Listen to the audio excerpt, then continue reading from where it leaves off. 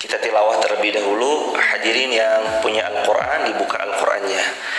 A'udzu billahi minasy syaithanir rajim. 1, 2, 3. Bismillahirrahmanirrahim.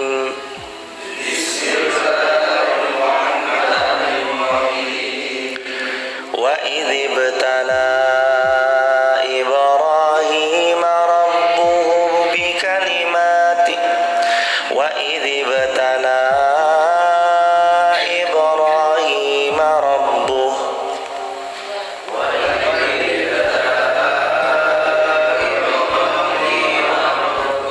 bikalimatin fa'atammahun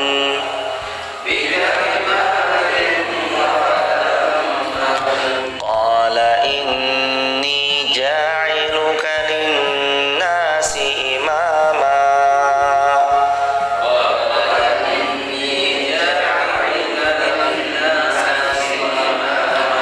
qala wa min dhurriyyati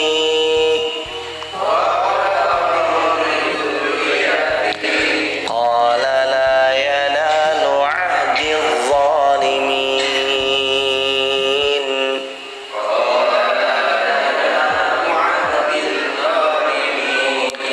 Wa idh ja'alna al-baita masabatan lin-nas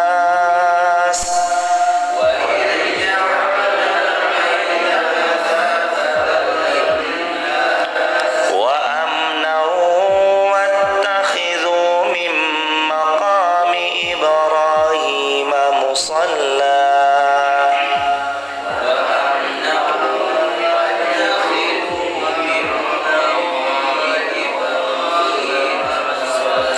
wa ahidna ila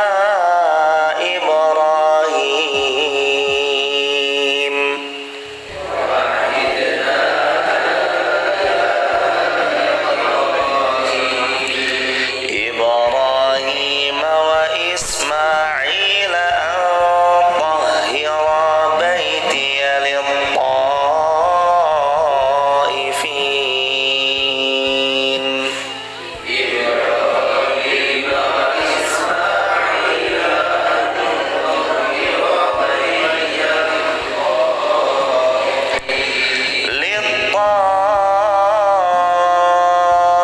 للطائفين والعاكفين والركع السجود.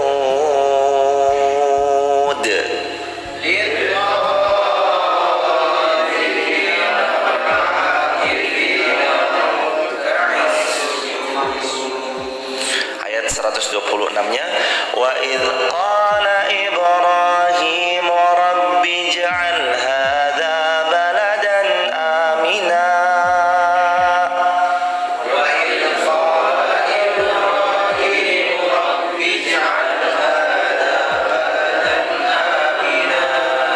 warzuq ahlahu minas samarati man amana minhum billah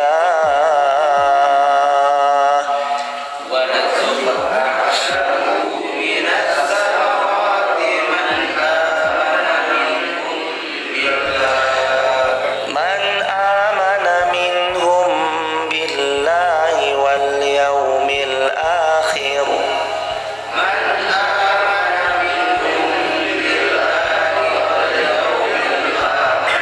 qala wa man kafara fa umatti'uhu qalilan thumma adtarruhu ila 'adzabin nar.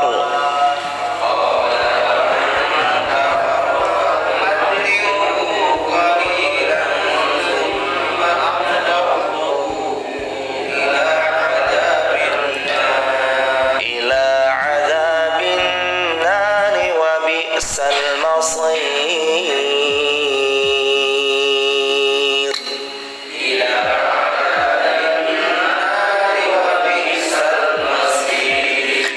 Alhamdulillah, Allah Subhanahu wa taala mengizinkan yayasan ini sudah bertilawah Al-Quran, surah Al-Baqarah ayat 124 sampai 126. Rasulullah pernah bersabda, siapa yang dia mentadaburi satu ayat Al-Quran itu lebih baik baginya daripada mendapatkan satu unta yang sangat mewah, betina jenis kelaminnya, sedang hamil besar. Dua ayat lebih baik daripada dua unta betina yang super bagus sedang hamil besar. Tiga lebih baik daripada tiga unta betina yang mewah, yang bagus, kualitas super, yang sedang hamil besar. Kata para ulama muhaddisin, khairun minad dunya wa ma fiha. Maknanya juga serupa dengan lebih baik daripada dunia dan semua isinya yang mereka dapatkan kalau mereka tahu dengan bahasan apa yang mereka bahas. Dan mari luruskan niat, mari bulatkan tekad, semata hanya berharap kepada cinta, ridha dan kebaikan dari Allah Azza wa Jalla. Hari ini kita mau bahas ayat 124. Dan ingatlah ketika Ibrahim diuji oleh Allah dengan beberapa kalimat perintah dan larangan dari Allah, lalu Ibrahim menunaikannya. Allah berfirman, sesungguhnya aku akan menjadikanmu imam bagi seluruh manusia. Ibrahim berkata, dan saya memohon juga dari keturunanku ya Allah. Allah berfirman, janjiku ini tidak berlaku bagi orang-orang yang zalim. Ayat 125. Dan ingatlah ketika kami menjadikan rumah itu, Baitullah, Ka'bah, Makkah Al-Mukarramah, tempat berkumpulnya manusia dan tempat yang aman bagi mereka. Dan jadikanlah sebagian makam Ibrahim sebagai tempat sholat. Dan telah kami perintahkan kepada Ibrahim dan Ismail untuk bersihkan rumahku untuk orang-orang yang tawaf, bersihkan Baitullah ini untuk mereka yang iktikaf, ruku dan sujud, yakni orang-orang yang berkunjung ke Baitullah. Ayat terakhir, maksudnya ayat 126. Dan ingatlah ketika Nabi Ibrahim berdoa, ya Allah, jadikan negeri ini, maksudnya Makkah Al-Mukarramah, baladan aminan, negeri yang aman, negeri yang sentausa, dan berikanlah rezeki serta buah-buahan kepada penduduknya yang beriman di antara mereka. Hanya kepada Allah dan hanya kepada hari kemudianlah kami beriman. Allah berfirman, dan kepada orang-orang kafir pun aku beri kesenangan sementara. Kemudian aku paksa dia menjalani siksaan di neraka, dan itulah seburuk-buruknya tempat kembali. Maha benar Allah dengan segala firman-Nya. Hadirin jamaah dirahmati Allah, mari kita menengok bagaimana para ulama menjelaskan tentang ayat-ayat yang tadi kita baca. Ayat 124-nya, dan ingatlah ketika Ibrahim diuji oleh Allah beberapa kalimat perintah dan larangan. Kata para ulama, Allah menghadiahkan kepada Ibrahim suhuf. Ayatnya kita hafal toh? Suhufi Ibrahim wa Musa. Allah berikan suhuf kepada Ibrahim, Allah berikan suhuf kepada Nabi Musa. Isi suhuf itu apa? Isi dalam suhufnya Nabi Ibrahim itu adalah perintah dan larangan-larangan Allah. Perintah untuk dikerjakan, larangan untuk dijauhi. Sama perkataannya Sayyidina Abdullah bin Mas'ud tentang ayat ya ayyuhalladzina amanu. Masih ingat? Wahai orang-orang sekalian, kalau kalian mendengarkan ayat yang awalan pembukanya ya ayyuhalladzina amanu, pasang telinga kalian baik-baik, karena ada perintah yang kalian disuruh untuk melaksanakan atau ada larangan yang kalian diminta untuk meninggalkan. Ibrahim pun disuruh, Ibrahim yang boleh ini, Ibrahim yang enggak boleh itu. Allah sudah bagi tahu kepada Nabi Ibrahim alaihi salam tentang perintah dan larangan. Yang mana sesiapa yang mengikuti perintah Allah pasti akan dimuliakan dan akan mendapatkan keberhasilan serta kebahagiaan dunia akhirat. Siapa yang mengikuti larangan-larangan Allah, memperturutkan hawa nafsunya, tentu mereka akan dibinasakan di jurang kebinasaan yang amat sangat. Lagi-lagi petunjuk itu sudah Allah karuniakan untuk kita. Tinggal kita mau ikut atau kita mau malah menepisnya. Kita mau memperturutkan firman Allah. Alhamdulillah. Yahdikumullah yuslih balakum. Tinggal pertanyaannya, kita mau memperturutkan hawa nafsu kita atau kita mau beriman kepada Allah dengan sebaik-baiknya keimanan. Hanya dua pilihan. Kalau tidak ke surga, maka kesudahannya kita ke neraka. Dan hanya tinggal beberapa saat lagi. Kalau tidak beberapa detik lagi, beberapa menit, beberapa jam, atau mungkin beberapa hari lagi kita akan kembali. Dan ingat, sekaya apapun Anda, sehebat apapun Anda, sepanjang apapun gelar Anda, dan sepowerful apapun kekuasaan yang Anda genggam hari ini, Anda akan dibangkitkan sendirian. Anda akan mempertanggungjawabkan di hadapan Allah sendirian. Anda akan masuk ke liang kubur sendirian. Tidak ada satupun yang menemani kecuali amal salih.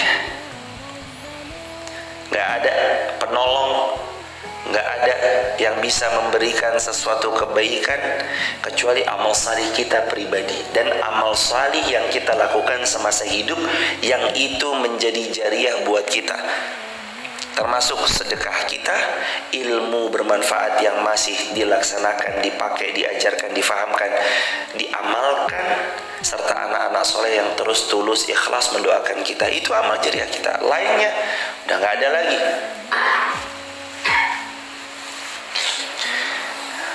Karenanya hadirin jamaah yang dirahmati Allah, jangan lalai.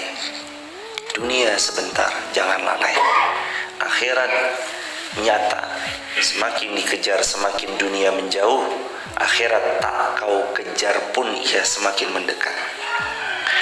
Kemudian Ibrahim menunaikannya. Fa'atammahun, menunaikan kebaikan-kebaikan. Kata para ulama, artinya Nabi Ibrahim pun melaksanakan semua perintah yang Allah perintahkan padanya. Halaman 419 di paragraf yang ketiga. Fa'atammahun, kemudian Ibrahim menunaikannya, artinya kata para ulama tafsir, Nabi Ibrahim pun melaksanakan semua perintah-perintah Allah sebagaimana yang Allah perintahkan kepada Nabi Ibrahim. Dan ini termasuk kemuliaannya Nabi Ibrahim saat Nabi Ibrahim itu melaksanakan semua perintah-perintah Allah. Hadirin, siapa yang melaksanakan perintah Allah, ada 3 jaminan buat dia. 1, mendapatkan ampunan Allah. 2, mendapatkan pahala yang besar di sisi Allah, yang tentunya puncak dari pahala itu adalah dia dapat cintanya Allah. Dan yang ketiga, ini impian banyak pihak, dimasukkan ke dalam syurganya Allah Subhanahu wa ta'ala. Jadi kita ini gak perlu ragu, beramal soleh itu pasti 3 ini dapat. 1, diampuni. 2, dicintai Allah. 3, dimasukkan ke dalam syurganya Allah. Dan otomatis mafhum mukhalafah nomor 3, dimasukkan ke dalam syurga, dijauhkan dari api neraka. Zuhziha 'anil nar, kalau dalam bahasa Al-Quran surah 3 Ali Imran 185, dijauhkan sejauh-jauhnya dari neraka. Kebahagiaan mana lagi yang mau dicari kalau bukan itu? Kebahagiaan mana lagi yang kita tuju kalau bukan syurganya Allah? Dan itu didapat karena seseorang taat kepada Allah. Wa Ibrahim, dan Nabi Ibrahim selalu menyempurnakan janji. Ini juga dinukil Quran surah An-Najm ayat 37. Wa Ibrahim alladzi waffa, dan Nabi Ibrahim itu orang yang senantiasa menepati janji. Ciri-ciri munafik ada 3. Ayatul munafiqina salas, dan Nabi Ibrahim gak ada di dalamnya. Kenapa? Karena beliau waffa, orangnya suka menepati janji. Kalau ciri munafik ada 3. Bersabda baginda Rasulullah SAW, ayatul munafiqina salas, ciri orang itu munafik ada 3. Yang pertama, idza haddasa kadzab, kalau dia berbicara dia berdusta. Udah sampai mana? OTW, padahal masih di atas kasur, bohong. Jangan sampai begitu dong. Ciri-ciri kemunafikan nanti ada pada diri kita. Kita belum OTW, belum dalam perjalanan, masih di atas kasur, masih baru bangun, mata masih beberapa watt mulai hidup, tapi bilangnya udah sampai mana mas? OTW, bohong. Mukmin punya banyak perangai kecuali 2 kata Rasulullah. Yang pertama, bohong. Yang kedua, khianat. Mukmin tuh banyak perangainya kecuali dua, bohong sama khianat. Maka kalau dia bicara jujur walaupun pahit. Ada perkataan ahli hikmah, qulil haqq walau kana murran. Ucapkan jujur. Ucapkanlah kejujuran walaupun di hadapanmu kau dapati sebuah kehancuran. Qulil haqq. Biasain jujur. Apalagi Rasulullah yang berpesan, kata Rasulullah sallallahu alaihi wasallam, iyyakum bis-sidq. Lazimi dong kejujuran. Lazimi oleh kalian kejujuran, fa inna sidqa yahdi ilal bir, karena jujurmu menghantarkanmu pada kebaikan, wa innal birra yahdi ilal jannah, kebaikanmu memasukkanmu ke dalam syurganya Allah. Ciri yang kedua, wa idza wa'ada akhlaf. Ciri munafik nomor 2 adalah kalau dia berjanji dia ingkar. Janji adalah hutang. Siapa yang berjanji wajib baginya menepati. Kalimat janji itu janji ya, janji. Saat dia sudah berjanji maka sungguh dia sudah meletakkan dirinya untuk harus menepati janjinya itu. Kecuali yaqul masya Allah la quwwata illa billah. Jika Allah berkehendak dan tidak ada kekuatan daya upaya kecuali dari Allah, nanti saya datang. Atau dalam kalimat yang lain ucapkan insya Allah. Insya Allah. Nanti insya Allah saya datang. Nanti insya Allah saya akan membersamai. Nanti insya Allah, ucapkan insya Allah. Kalau insya Allah nggak masuk janji, baru niat baik. Tapi kalau udah dengan kalimat saya janji, udah masuk jemaah. Dan ciri munafik adalah suka mengingkari janji. Hati-hati dengan lisan. Siapapun termasuk yang berbicara, kalau sudah lisan ini berjanji akan sesuatu, tepatilah. Jangan sampai nggak ditepati. Yang ketiga, ciri munafik nomor 3, wa idza tumina khan. Kalau diberi amanah khianat. Nauzubillah. Siapa-siapa nih? Siapapun yang dianugerahi amanah padanya tapi dia berkhianat, tidak memegang amanah itu dengan sebaik-baiknya amanah, maka sungguh dia adalah bagian daripada munafik, orang-orang munafik. Nauzubillahi min dzalik. Qala inni ja'iluka lin-nasi imama. Qala wa min dzurriyyati. Qala la yanalu 'ahdiz zalimin. Nabi Ibrahim berdoa kepada Allah setelah Allah mengatakan kepadanya, wahai Ibrahim, aku akan menjadikan engkau adalah pemimpin dari banyak manusia. Dan kita tahu gelarnya Nabi Ibrahim adalah Abul apa? Abul Anbiya, bapaknya semua para nabi. Karena dari Nabi Ibrahim banyak melahirkan anak-anak yang juga adalah seorang nabi dan seorang rasul.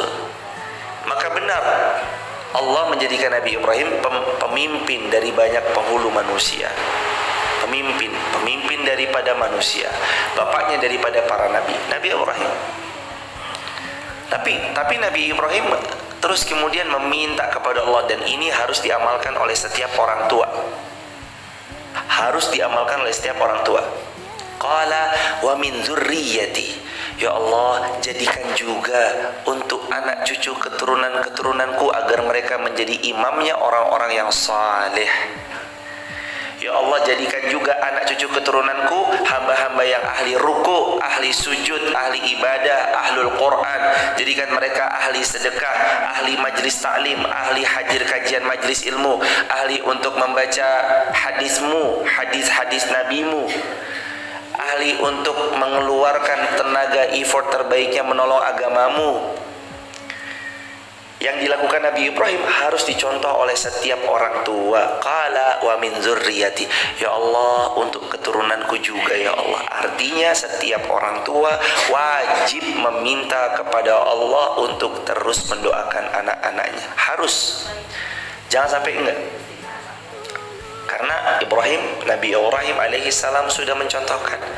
Jangan sampai sebagai orang tua kita hanya meminta untuk diri kita. Ya Allah lancarkan urusan hamba, ya Allah mudahkan segala hajat hamba, ya Allah hadirkan.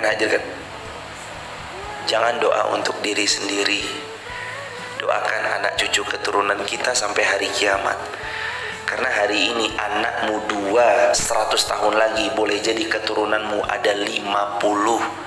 200 tahun keturunanmu bisa jadi 200 orang. 300 tahun yang akan datang kalau Allah masih izinkan ada kehidupan, keturunanmu sudah banyaknya luar biasa. Bukankah Mbah Wareng kita, Mbah Canggah kita, dulu beliau cuma berdua, hanya beliau dengan istri, lalu punya anak 9, anaknya satu-satu punya anak 11. Dari anak 11 lahir generasi berikutnya, sampai kita canggahnya atau warengnya, generasi ke-6-nya atau generasi kesekiannya. Sama, hari ini pun kita cuma berdua, anak kita 3. Saat mereka tumbuh besar, mereka menikah, mantu kita jadi tambah 3. Total anak kita 6 plus anak mantu 3. 3 anak mantu, 3 anak kandung. Lanjut mereka punya keturunan, masing-masing dari anak kita punya anak 3 lagi, jadi 9 cucu kita. Cucu kita punya anak masing-masing 3 lagi, jadi sekian. Akhirnya semakin banyak, berasal dari jiwa yang cuma berdua. Laki-laki sebagai suami, perempuan sebagai istri Allah anugerahkan. Makanya doakan keturunan. Qala wa min dzurriyyati qala la yanalu ahdi zalimin. Ya, keturunanmu juga dapat, tapi tidak untuk orang-orang yang zalim. Artinya keturunanmu yang salih dapat, kalau keturunanmu yang zalim ya tidak dapat kebaikan daripada apa yang telah kau doakan. Doa orang tua, doa yang tidak Allah tolak, diijabah sama Allah. Kenapa nggak mau berdoa untuk anak-anaknya? Nggak terkabul ini. Saya tuh udah berdoa 10 tahun Ustaz. Saya udah berdoa sekian belas tahun. Kenapa baru sekian puluh atau sekian belas tahun berdoa lalu kemudian putus asa? Nggak boleh putus asa dalam berdoa. Doa. Anak kita nggak ada, boleh jadi mantunya. Mantunya nggak ada, anaknya nggak ada, boleh jadi cucunya. Cucunya nggak ada, boleh jadi menantu cucunya, pasangan cucunya. Nggak ada cicitnya, nggak ada canggahnya, nggak ada warengnya. Terus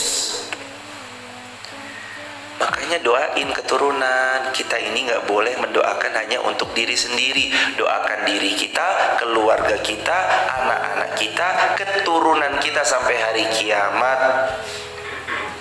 Dan yang gak boleh dilupakan juga, doakan semua kaum muslimin.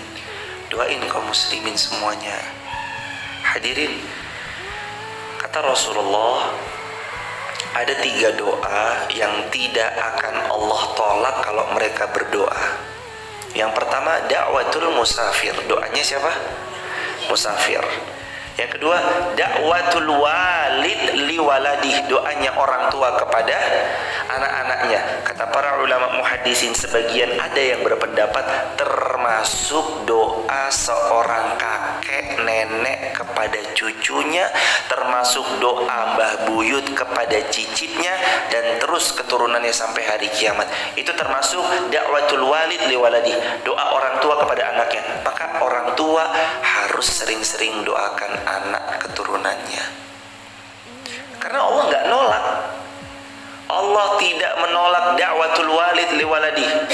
Doa yang tidak tertolak nomor 2, doa orang tua kepada anak-anaknya. Yang ketiga, da'watul mazlum. Doanya orang yang terzalimi. Hadirin jamaah dirahmati Allah, bahasan kita tuh yang nomor 2. Nomor 1, nomor 3 nanti dulu. Yang kita bahas nomor 2.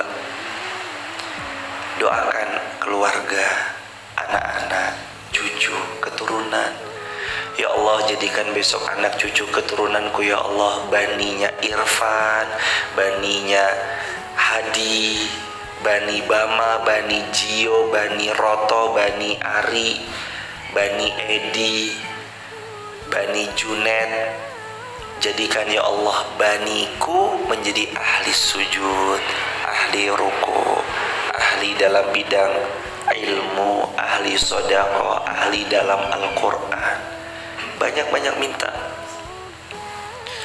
Karena kita nggak tahu nanti setelah sekian ratus tahun keturunan kita jadi apa, tahu nggak kira-kira? Nggak ada yang tahu, lawang belum tentu kita masih hidup. 200 tahun lagi nanti anak cucu keturunan kita jadi berapa banyak, kita tahu nggak? Nggak tahu. Belum tentu kita juga 200 tahun hidup, rata-rata ya juga udah meninggal dunia. Maka doakan nanti mereka-mereka itu. Insya Allah kan kita punya cucu, insya Allah kan kita punya cicit, insya Allah. Insya Allah kan kita punya cangga, insya Allah. Punya wareng nanti, anaknya canggahnya kita. Doakan mereka juga. Doakan mereka juga. Hadirin jamaah yang dirahmati Allah, seperti itulah Nabi Ibrahim. Qala wa min zurriyati. Ya Allah, jadikan juga zurriyahku ya Allah, keturunanku ya Allah. Minta sama Allah supaya keturunannya tetap baik. Awalnya minimal kita memperbaiki diri kita, jadi orang tua yang baik, memberi teladan yang baik, supaya anak-anak kita nanti ngikut sama kita. Mereka ngikutin kita, mereka meneladani kita, mereka tahu siapa kakeknya. Oh, kakekku fulan terkenal dengan kebaikannya, dan mereka akan mencontoh itu. Kakekku fulana, nenekku fulana. Oh, nenek saya tuh ahli duha, ahli sedekah, ahli tahajud, dan canggah kita besok ngerekam. Oh, nenekku itu fulana. Minta jamaah. Minta sama Allah, jangan sampai enggak. Suaranya masuk, Mas? Tiga-tiganya masuk. Hadirin jamaah dirahmati Allah. Kemudian Allah statementkan, qala la yanalu ahdiz zalimin. Tidak untuk orang-orang yang zalim ya. Kalau untuk hambaku yang salih iya, tapi kalau hambaku yang zalim tidak. Nggak dikasih sama Allah. Hadirin jamaah dirahmati Allah, betapa kezaliman itu menutup banyak pintu kebaikan. Orang-orang zalim nggak dapat banyak kebaikan. Alhamdulillah. Jadi kumulasi balakum. Kita lanjut ke ayat berapa? 125. Wa idh ja'alna al-baita masabatan lin-nasi wa amna wattakhidhu min maqami Ibrahim musalla. Dan ingatlah ketika Allah menjadikan Baitullah sebagai tempat berkumpul bagi manusia dan tempat yang aman.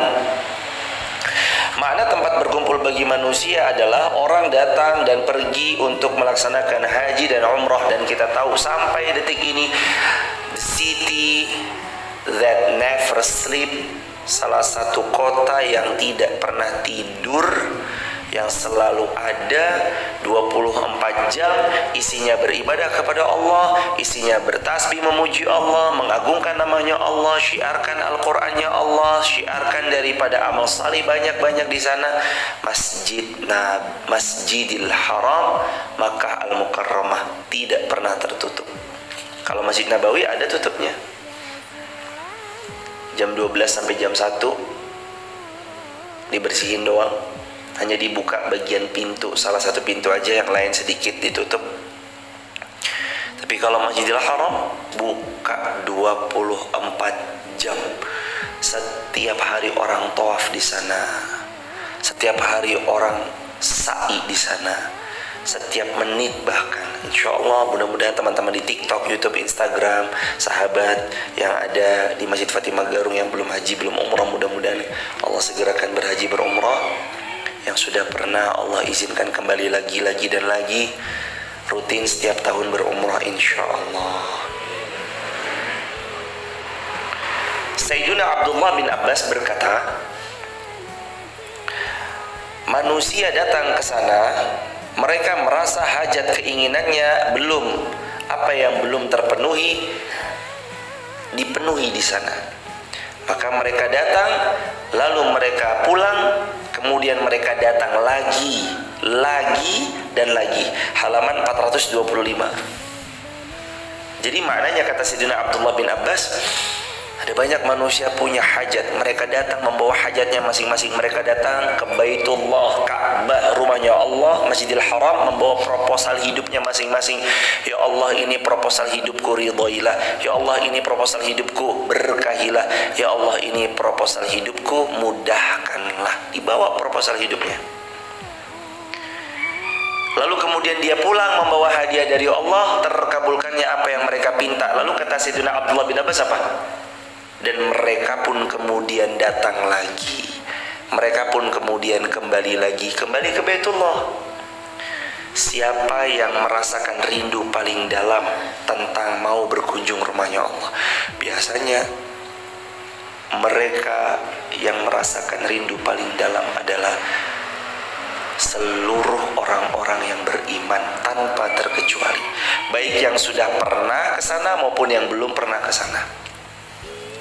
Kalau dia iman, dia rindu ingin ke sana. Maka coba cross check, ada nggak kerinduan dalam dada kita sesak, ya Allah pengen ke Baitullah. Kalau dada ini sesak rindu ingin ke sana, ciri iman. Tapi kalau dada ini nggak ada getaran, ngapain sih ke Masjidil Haram? Mending ke Australia aja kali. Bukan kita merendahkan satu negara dibanding negara yang lain, bukan. Tapi memang seperti itu Rasulullah menganjurkan, la tushaddur rihal illa ila salasata masajid. Kamu itu jangan capek-capek mengadakan satu perjalanan yang sangat melelahkan kecuali ke 3 masjid, Masjidil Haram, Masjid Nabawi, Masjidil Aqsa. Prioritaskan 3 ini dulu sebelum nanti Australia, Amerika, New Zealand, ataupun tempat-tempat yang lain. Sebelum tempat-tempat yang lain, ini dahulukan dulu Masjidil Haram, Masjid Nabawi, Masjidil Aqsa. Atau minimal 2 dulu deh, Masjid Nabawi, Masjidil Haram. Sudah 2 ini silakan. Mau pergi ke A, ke B, ke C, ke Z, silakan. Karena Rasulullah baginda mulia berpesan demikian, jemaah. Baginda mulia berpesan demikian. Rasulullah yang berpesan itu. Maka terus jemaah, selalulah mohon pertolongan kepada Allah. Semoga Allah karuniakan kemudahan kita untuk berkunjung ke Baitullah. Wattakhidhu min maqami Ibrahim musalla. Ini menjadi dalil diperintahkannya untuk sholat sesudah tawaf 7 putaran di Ka'bah. Setelah 7 putaran tawaf di Ka'bah, dianjurkan untuk sholat 2 rakaat di belakang maqam Ibrahim atau yang segaris dengannya. Berapa rakaat? 2 rakaat. Apa yang dibaca? Al-Kafirun sama Al-Ikhlas. Cuma 2 ini aja. Atau boleh dibalik nggak? Boleh. Al-Ikhlas, Al-Kafirun, Al-Kafirun, Al-Ikhlas. Cuma surah pendek aja. Sesudah itu ngapain lagi? Minum zam-zam, diguyur ke kepala. Sesudah itu sa'i, sofa marwah, sofa marwah, sofa marwah, sofa marwah. Habis itu tahallul. Udah selesai. Hadirin jamaah yang dirahmati Allah, ini termasuk salah satu perintah dalam Al-Quran. Wattakhidhu min maqami Ibrahim musalla. Kemudian ada kalimat Allah Subhanahu wa taala menyebutkan wa iz ja'alnal baita masabatan linnasi wa amna. Ada kalimat di situ wa amna. Siapa yang memasukinya amna, dia akan merasa aman. Aman di sini maknanya adalah hatinya nyaman, hatinya tenang, hatinya tentram. Tentang keamanan, jamaah dimanapun pasti ada saja di antara orang-orang yang mungkin tidak baik. Itu pasti ada aja, bahkan di tempat terbaik sekalipun. Termasuk ada seorang jamaah cerita, Ustadz, tadi saya itu disuruh, ayo kalau mau nyium hajar aswad, ayo. Dikiranya tuh saya mau ditolong, polos sekali beliau jemaah. Dikiranya mau ditolong. Udah ya dibantu, ada sekitar 3-4 orang gitu menghalang-halangi, itu akhirnya dia bisa mencium hajar aswad. Tapi habis itu diketuk minta 500 real atau 700 atau 1000 gitu. Loh, saya kira ini dibantu lah, kok minta? Iya itu dicecer. Terus akhirnya mau nggak mau dikasih. Ketika naik ke Jabal Rahmah, Ada orang terus kemudian mau masangin sorban. Ada cerita juga dari jamaah, pas naik di Jabal Rahmah itu, ada orang mau masangin sorban. Terus kemudian dia mau moto. Dia dengan polosnya, iya aja. Oh iya, wah, pakai sorban, pakai imamah yang bulat-bulat hitam, terus difoto. Habis itu diketok jemaah, bayar sekian real. Ya Allah. Walaupun di tempat terbaik sekalipun, tetap kita harus waspada. Dan kisah nyata juga dari jamaah. Ada jamaah kami lagi minum air zam-zam. Tasnya ditaruh di sebelah kanan. Yang ngambil zam-zam, minum. Mau ngambil tas, hilang tasnya jemaah. Allah. Jadi dimanapun kita berada, ya tetap harus hati-hati, harus waspada. Karena ada oknum-oknum juga yang kayak gitu jemaah. Na'udzubillah summa na'udzubillahi min dzalik. Hati-hati, waspada. Kalau di Jabal Rahmah atau di tempat manapun, ayo foto-foto, jangan mau, udah. Enggak. Dipaksa kayak apa? Jangan dilempar jemaah. Tapi dia tuh galak banget. Lah, emang begitu jemaah? Terus kita gimana? Ya, kita juga kalau bisa punya ketegasan yang tegas. Mudah-mudahan pelan-pelan nanti Allah izinkan kaki-kaki kita berkunjung satu-satu ke Baitullah biiznillah. Itu sedikit aja oknum. Maka yang disebut aman di sini, dia aman, rasanya damai, tenang, nyaman, sentosa, aman, dapat rasa aman. Terus berikutnya, ketika Allah Subhanahu wa taala mengucapkan wattakhidhu min maqami Ibrahim musalla, Sayyidina Umar bin Khattab pernah berkata, aku mendapat daripada persetujuan dari Allah, yakni dalam 3 perkara, yaitu yang pertama, Umar bin Khattab berkata, aku mendapat persetujuan dari Rabbku dalam 3 perkara, atau Rabbku menyetujui dalam 3 hal, yaitu ketika aku berkata, ya Rasulullah, seandainya engkau jadikan sebagian makam Ibrahim sebagai tempat sholat, maka kemudian turunlah ayat tersebut, wattakhidhu min maqami Ibrahim musalla. Dan ayat itu turun salah satunya asbabun nuzulnya karena Sayyiduna Umar bin Khattab yang meminta untuk dijadikan sebagai tempat sholat di belakang makam Ibrahim. Akhirnya itu menjadi syariat untuk menunaikan sholat sunnah 2 rakaat di belakang makam Ibrahim. Lalu kemudian ayat yang lain, Allah Subhanahu wa taala telah berfirman di ayat 124-nya, qala wa idh ja'alna baita masabatan lin-nasi wa amna wattakhidhu min maqami Ibrahim musalla wa ahidna ila Ibrahim wa Ismaila an tahira baiti. Dan Allah perintahkan kepada Ibrahim, Allah perintahkan kepada Ismail an tahira baiti, agar mereka membersihkan rumahku, kata Allah. Hadirin mau tahu enggak? Hampir tiap hari jemaah itu dibersihkan, dan pembersihannya metode yang cepat. Ya gimana kalau nggak cepat? Apa mau ngepel satu-satu gitu? Enggak, pakai mesin, pakai mobil, rodanya berputar terus dibersihkan. Minggir, dibuat ada tali besar, dibersihkan terus. Itu bukan zaman ini aja, dari zaman dulu Ibrahim, Ismail, Nabiullah alaihi wassalam diperintahkan juga untuk bersih-bersih. Dan kalau kita tadabbur lebih luas, itu juga berarti setiap rumahnya Allah, masjid-masjidnya Allah, musalla, langgar, surau harus dibersihkan tiap hari. Jangan sampai nggak dibersihin tiap hari, bersihin tiap hari. Kita punya masjid, alhamdulillah Allah titipkan, kemarin baru dicat, kamar mandi baru digarap, sudah mulai ada penghijauan, ada tanaman-tanaman yang menyejukkan dipandang mata dan segala bentuk macam-macamnya. Ada undang-undang yang kemarin agak tinggi lumayan kalau kita masuk kamar mandi, sekarang dibuatkan anak tangganya supaya lebih mudah ketika masuk kamar mandi. Itu disyukuri jemaah, dirawat. Jangan sampai terkenal itu masjidnya jorok, baunya pesing, baunya sambal terasi kalau sujud di sejadahnya. Jangan. Sejadah di laundry. Jangan sampai sejadahnya ini dari Ramadan tahun lalu belum dicuci, sampai Ramadan tahun depan masih bau terasi. Jangan.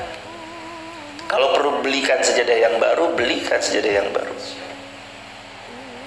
Apalagi Allah Subhanahu wa taala telah berfirman dalam hadis qudsi, dan kita tahu hadisnya kan,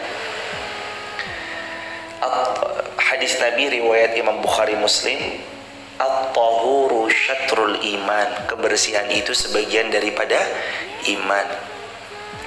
Juga Nabi pernah bersabda, innallaha thayyib au innallaha jamilun yuhibbul jamal. Allah itu indah, menyukai keindahan. Jaga kebersihan. Masjidil Haram dijaga karena dulu perintah Allah kepada Nabi Ibrahim, Nabi Ismail. Hari ini pun kita luaskan juga. Ayo, masjidnya Allah dijaga. Bukan cuma sekedar estetika bangunannya aja, tapi kebersihannya juga dijaga sebaik-baiknya. Berikutnya, antayara baiti lit-taifina, untuk taifina. Siapa taifin?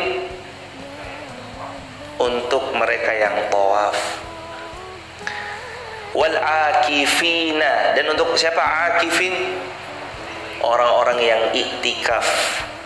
Warruk'is sujud, untuk orang-orang yang ruku dan orang-orang yang sujud. Masjid berarti untuk apa? Masjidil Haram tentunya ya, untuk tawaf. Kalau kita enggak, kita masuknya ke dalam bahasan akifina warruk'is sujud. Masjid dipakai buat iktikaf. Kayak kemarin mungkin ada program mabit dari Mas Jio, itu program yang bagus. Iktikaf kan berarti di masjid dari hari Ahad sampai hari Senin. Akifin, masjid fungsikan buat iktikaf. Apakah iktikaf cukup hanya ketika 10 hari terakhir bulan Ramadan? Jawabannya enggak. Boleh selain daripada bulan Ramadan, kayak mabit, teragendakan mabit per 6 bulan sekali, atau mungkin per 4 bulan, atau mungkin per 5 bulan sekali, atau mungkin lebih cepat daripada itu. Jadi masih tempat iktikaf. Ngapain sih iktikaf? Berzikir, muhasabah diri, evaluasi diri, baca Al-Quran, sholat malam, bersedekah, baca ilmu, majlis zikir, majlis ilmu. Isi-isi iktikaf itu isinya ibadah terus. Meninggalkan dunia sesekali. Kadang perlu ya jemaah, kita sesekali ini ninggalin dunia dalam tanda petik.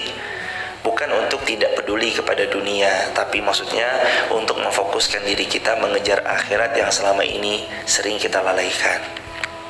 Dunia tinggallah sesekali. Ambil timing-timing yang libur, dipakailah untuk itikaf, ngaji, sholat, baca Quran, ngopi, ngobrol perkara iman, kayak gitu. Terus berikutnya, warruk'is sujud. Masjid itu fasilitasi orang-orang yang ruku dan sujud. Apa fasilitasnya? Segala apa yang bisa difasilitasi, fasilitasi. Kalau memang sejadah itu adalah salah satu instrumen fasilitas yang memudahkan jamaah untuk bisa sujud dengan tenang dan nyaman, fasilitasi. Kalau memang parfum maksudnya parfum itu memudahkan orang sujud dengan tenang dan nyaman, belikan parfum. Itu hadirin. Nah, ini ayat terakhir. Wa id qala Ibrahim rabbi ij'al hadza baladan aminan warzuq ahlahu minas thamarati man amana minhum billah wal yawmil akhir. Ketika Nabi Ibrahim berdoa kepada Allah, ya Allah, jadikan kota ini aman, damai, sentosa, dan berikan rezeki kepada keluarganya, ahli-ahlinya, kepada masyarakat-masyarakatnya, minas samarati man amana minhum billah wal yaumil akhir, dari buah-buahan barang siapa bagi mereka yang beriman kepadamu dan hari akhir. Di sana ada pohon pisang nggak? Di Mekah ada pohon pisang Mas Adi? Nggak ada. Ada pohon mangga? Ada buahnya? Ada. Nggak ada pohon pisang tapi buahnya banyak. Nggak ada pohon mangga tapi banyak buah mangga. Jus mangga loh di sana ada. Jambu merah loh jamaah. Jambu merah ada banyak di sana. Jus jambu merah banyak di sana. Sirsak loh ada jamaah.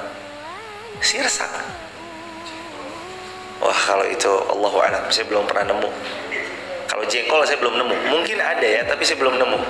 Karena mungkin belum suka makan jengki, jadi qadar Allah belum nemu, nggak nyari soalnya. Tapi kalau sirsak, karena kita suka sirsak, nyari sirsak ada, nyari mangga ada. Nyari jus jambu merah ada, buahnya ada. Lawang buah pisang loh jamaah, pohonnya nggak ada, di sana ada. Maka kalimatnya digaris bawahi ya, warzuq ahlahu minas samarat. Apa makna samarat? Buah-buahan. Ya Allah kasih rezeki berupa buah-buahan. Jadi di sana tuh nggak ada pohonnya, tapi ada buahnya. Ini salah satu barokah doanya Nabi Ibrahim. Maka kalau doa tuh yang baik-baik gitu loh jemaah.